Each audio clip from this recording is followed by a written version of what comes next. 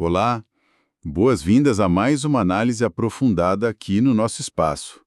Hoje, a gente vai investigar algo assim fundamental, que pulsa no coração dos nossos computadores, dos celulares, a arquitetura dos processadores.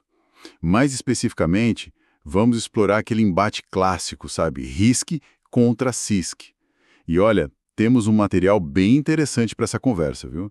Incluindo uns trechos de uma discussão online e também uma análise bem detalhada que coloca lado a lado, por exemplo, os chips ARM, aqueles, né, que a gente vê em muitos celulares e nos Macs mais novos, com os processadores x86 tradicionais da Intel. A nossa missão aqui é tentar desvendar como o tipo de linguagem, digamos assim, o conjunto de instruções que um processador entende, como isso afeta diretamente o desempenho que a gente sente, a eficiência no consumo de energia e até mesmo a habilidade de rodar programas que foram feitos para outras arquiteturas. Ok? Vamos mergulhar nisso então. O ponto de partida, me parece, é a diferença fundamental no vocabulário desses processadores, certo? Uma das fontes, a análise do Akita, destaca bastante isso. Exatamente. Essa é a diferença crucial, o ponto-chave mesmo. As arquiteturas RISC, como a ARM, elas usam um conjunto reduzido de instruções. Pensa em comandos bem básicos, tipo some A com B, carregue um dado da memória. Essas instruções são geralmente mais simples e, muito importante, elas têm um tamanho fixo previsível, tipo 16 ou 32 bits, que dá 2 ou 4 bytes, sabe? Sem misturar tamanhos diferentes no mesmo fluxo de execução. Uhum. E qual que é a consequência direta dessa simplicidade toda, dessa previsibilidade? A consequência é enorme para a eficiência. Como as instruções são uniformes, o processador consegue planejar e, assim, despachar muito mais trabalho em paralelo a cada ciclo de clock. Imagina uma linha de montagem com peças de tamanho padrão. Tudo flui mais rápido, sem engasgar, né?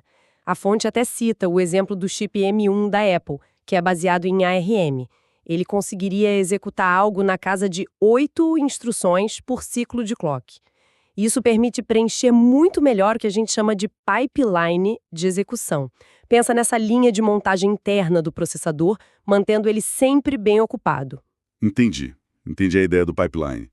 E do outro lado da moeda, o CISC, como o x86 da Intel, como funciona? Pois é, aí a história já é diferente. A arquitetura CISC, que significa Complex Instruction Set Computer, trabalha com instruções complexas. Elas podem fazer várias operações de uma vez só. E o ponto mais crítico, elas têm tamanho variável. Uma única instrução x86 pode ter de 1 até, pasme, 15 bytes. Essa variabilidade toda torna muito mais difícil para o processador prever quantas instruções ele consegue processar em cada ciclo e como organizar esse trabalho no pipeline. A fonte menciona que os processadores Intel rodam algo mais perto de, talvez, 4 instruções por clock. Essa dificuldade em preencher o pipeline de forma ótima pode levar a ciclos de clock que ficam parcialmente ociosos, sabe? Desperdiçando tempo e, claro, energia. Então peraí. Essa diferença na filosofia das instruções ajuda a explicar, pelo menos em parte, por que a gente vê chips como o M1, que nem sempre tem o clock mais alto do mercado, mas conseguem superar outros processadores em várias tarefas. E, ao mesmo tempo, oferecer uma duração de bateria que parece mágica às vezes. É isso. Menos tempo ocioso, mais trabalho útil por ciclo, mais eficiência energética. Precisamente. Essa capacidade de manter o pipeline cheio, operando de forma mais profunda e consistente, que é uma consequência direta da simplicidade e previsibilidade das instruções RISC, é uma vantagem bem significativa nesse aspecto. Gera menos calor, consome menos energia e, no fim das contas, realiza mais trabalho efetivo por ciclo. O fascinante aqui é ver como uma decisão lá do projeto arquitetural, uma coisa fundamental, se traduz nesses ganhos práticos que impactam tanto a nossa experiência de uso, né? E essa diferença fundamental se manifesta de formas ainda mais, digamos, surpreendentes quando a gente fala de emulação, né? Uma das fontes que a gente analisou entra a fundo nisso, comparando o Rosetta 2 da Apple com o Rosetta original. E isso parece ser um estudo de caso perfeito para entender essa dinâmica. Sem dúvida. A emulação é basicamente fazer um processador fingir ser outro, né, para poder rodar um software que não foi compilado originalmente para ele. A fonte do Akita traz uma analogia que eu achei excelente para explicar por que o Rosetta 2, aquele que permite os Macs com chip M1, que é ARM, ou seja, RISC, rodarem apps feitos para Intel x86, que é CISC, funciona tão bem, enquanto o Rosetta original, que lá em 2006 fazia os Macs com Intel, CISC, rodarem apps antigos de PowerPC, que era RISC, era famoso por ser lento. Com a analogia, fiquei curioso agora. Imagina que as instruções são como ferramentas de desenho. As instruções ARM, RISC, são tipo ferramentas básicas. Desenhar linha reta, desenhar círculo, pintar um pixel, coisas simples, versáteis. Já as instruções Intel CISC são como ferramentas mais complexas, mais especializadas. Desenhar um botão padrão do Windows, desenhar uma janela com barra de título e tudo mais. Elas fazem mais coisas de uma vez só. Agora, vamos pensar na emulação nesses dois cenários. Primeiro, o ARM emulando o x86, o caso do Rosetta 2. O processador ARM tem lá suas ferramentas básicas, linhas, círculos, etc. Para ele desenhar um botão complexo do x86, ele precisa usar muitas dessas ferramentas básicas. Várias linhas, vários círculos, preenchimentos. Ou seja, uma instrução CISC complexa é traduzida em várias instruções RISC simples. Parece que daria mais trabalho, né? Mas aí entra aquela eficiência do RISC, que a gente já falou. O processador AM é otimizado para executar uma quantidade enorme dessas instruções simples por ciclo. Lembra das 8 por clock? Então, mesmo que precise de mais passos, ele executa esses passos muito, muito rapidamente. O emulador, o Rosetta 2, faz essa tradução de forma inteligente e o hardware AM consegue dar conta do recado com bom desempenho. Agora, o cenário inverso. O x86 emulando o RISC, o caso do Rosetta 1. O processador Intel tem suas ferramentas complexas, como desenhar botão. Como ele faria para executar uma instrução RISC bem simples, tipo desenhar uma linha reta? A fonte sugere que seria como usar a ferramenta superpoderosa, desenhar botão, para fazer algo muito básico. Talvez configurar ela para desenhar um botão com 1 pixel de largura e vários pixels de comprimento. Sei lá, é um tremendo desperdício de capacidade. Usar uma ferramenta tão complexa e potente para uma tarefa trivial é muito ineficiente. Isso ajuda a entender a lentidão do primeiro Rosetta. O processador FISC não era otimizado para executar tarefas simples de forma extremamente rápida e acabava subutilizando seu poder de fogo ao tentar imitar as instruções básicas do PowerPC. Nossa, essa analogia do desenho é ótima mesmo. Deixa tudo muito mais claro. É como você falou, usar uma ferramenta super complexa para algo básico. É usar um guindaste para levantar um lápis. Funciona, talvez, mas é desajeitado, ineficiente. Essa diferença na natureza das instruções realmente impacta muito a capacidade de vestir a fantasia de outra arquitetura. Mas a análise não para por aí, né? A fonte, o Akita, aponta outro elemento importante nessa comparação, além da complexidade das instruções em si: os registradores.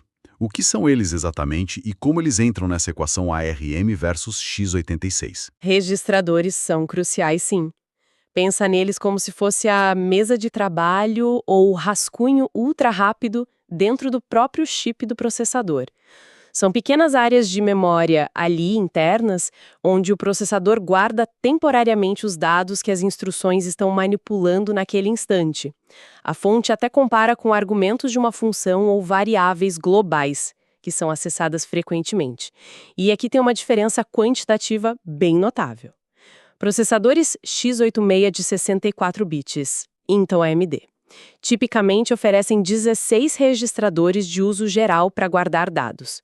Processadores ARM de 64 bits, como o M1 e muitos outros, oferecem 32 registradores de uso geral. É o dobro.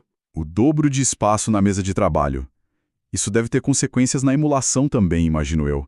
Como isso se conecta com o que a gente acabou de ver sobre o Rosetta? Conecta diretamente. e reforça ainda mais a vantagem do ARM quando ele está emulando o x86. Pensa no cenário ARM emulando o x86. O chip ARM, com seus 32 registradores, tem espaço de sobra, né? Ele pode mapear diretamente cada um dos 16 registradores do x86 que ele está emulando para um dos seus próprios registradores. E ainda sobram registradores para o próprio emulador usar para gerenciar a tradução, guardar dados temporários dele. Isso torna o gerenciamento dos dados muito mais direto, mais eficiente. Menos necessidade de ficar fazendo malabarismo para guardar e buscar dados, o que contribui bastante para a performance do Rosetta 2. Agora, olha o cenário inverso. x86 emulando ARM. O chip x86, com só 16 registradores, enfrenta um problema sério. Ele precisa simular um ambiente que originalmente tem 32 registradores. Onde ele vai colocar os dados dos 16 registradores extras do ARM que não cabem fisicamente ali? O emulador precisa implementar umas lógicas bem complexas para lidar com isso. Provavelmente ele acaba usando a memória RAM principal, que é muito mais lenta que os registradores, para ficar guardando e buscando esses dados extras toda hora. Esse processo de ficar salvando e restaurando o estado dos registradores que não cabem no espaço físico disponível é um gargalo enorme de desempenho.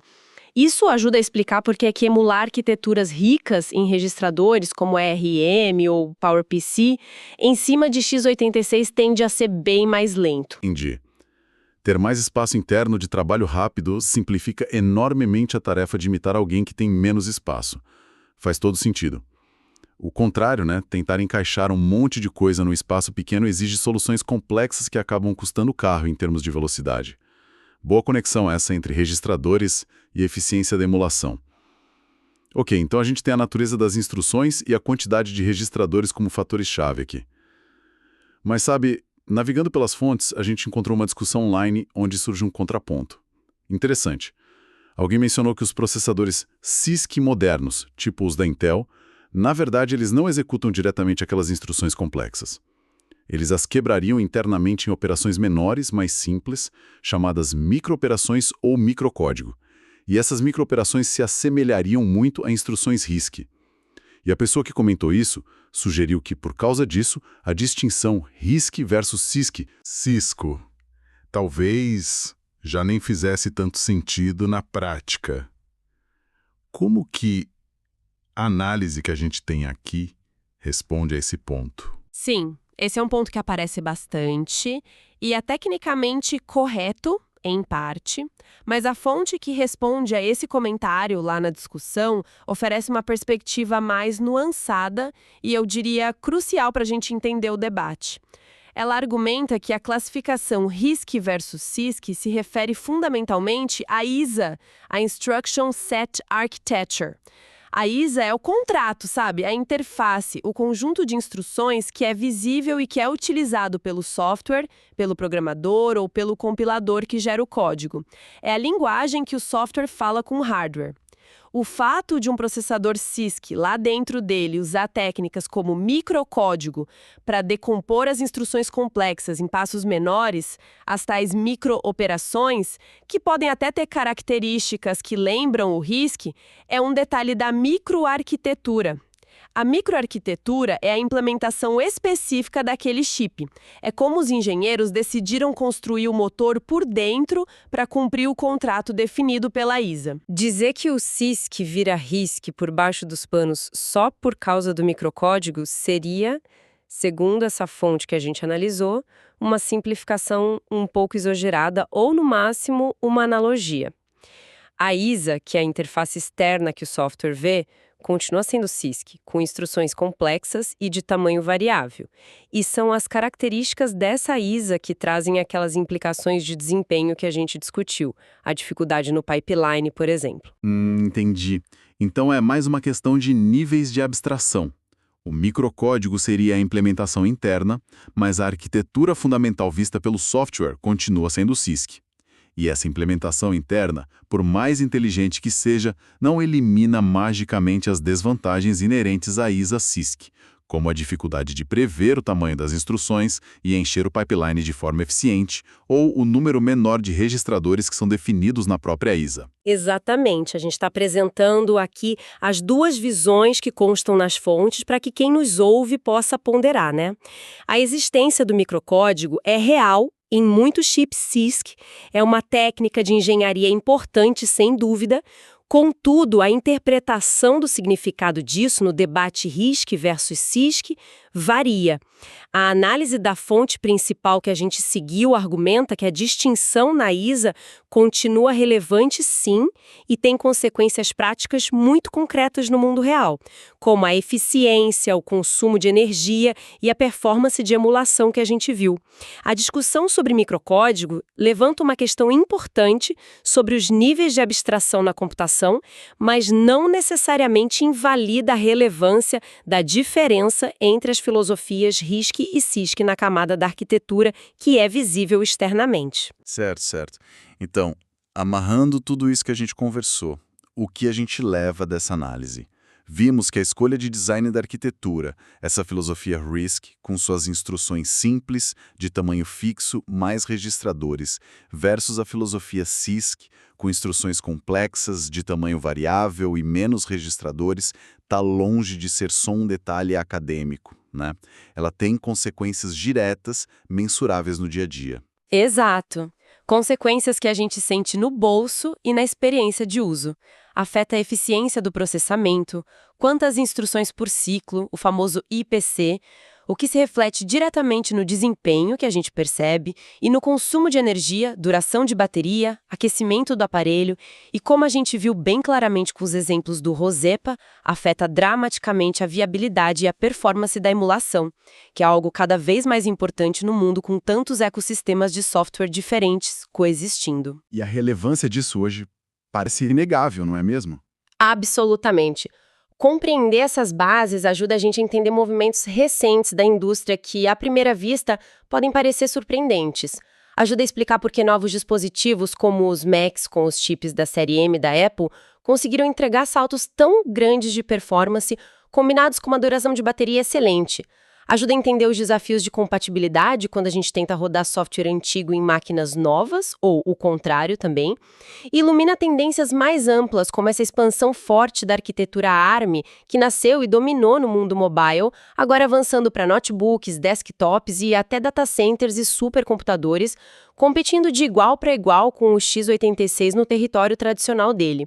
A discussão real sobre performance hoje vai muito além da simples velocidade de clock, ela mergulha nessas eficiências ou ineficiências que são inerentes ao design da arquitetura. Perfeito. Então, resumindo nossa exploração de hoje, fica bem claro, o design do conjunto de instruções, essa escolha entre as abordagens RISC e CISC, não é só um detalhezinho técnico obscuro para especialistas.